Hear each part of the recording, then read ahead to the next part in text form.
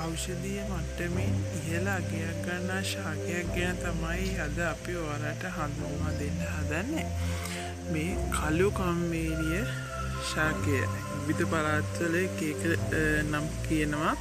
කළු කම්බේරිය, කළු කම්මේරිය නැත්නම් තැම්බේරිය කියලා කියන්නේත් මෙන්න මේ ශාකයටමයි. මේ තියෙන චූටි මල් මේ ශාකයේ මේ විදිහේ පුංචි මලක් තියෙනවා. ඒ වගේම තමයි තව චූටි ගෙඩියක් එනවා කළු පාට. කුරුල්ල වගේ සත්තු එහෙම චූටි කිරි කනවා. මේ තියෙන්නේ වගේ තියෙන චූටි ගෙඩියක් කොළ පාටට තියෙන්නේ ඉදුණාම කළු පාටක් වෙනවා. දැන් මේ ගෙඩි නැහැ. ඒ වගේම තමයි මේක පිළිකා රෝගීන්ට ඉතාමත් වැදගත් ශාකයක්. කොළ ඖෂධ වලට ගන්නවා. සිංහල බෙහෙත් වටුවලට වැදගත් වෙන ශාකයක් තමයි මේ කළු කම්මේරිය ශාකය කියන්නේ.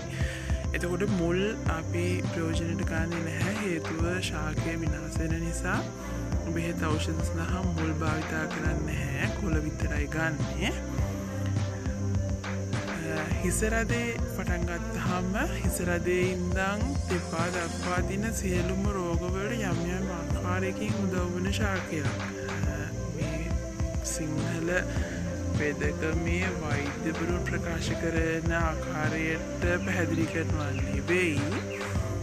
ජනප්‍රවාදවල සහ එක එක්කෙනාගේ මතමතාන්තරවල කටකතාවල එන පිළිවෙලට තමයි මේ අපි හඳුන්වා දෙන්නේ මේ ශාකය ගැන. මේ විදිහට තමයි කළු කම්මේරිය ශාකය තියෙන්නේ.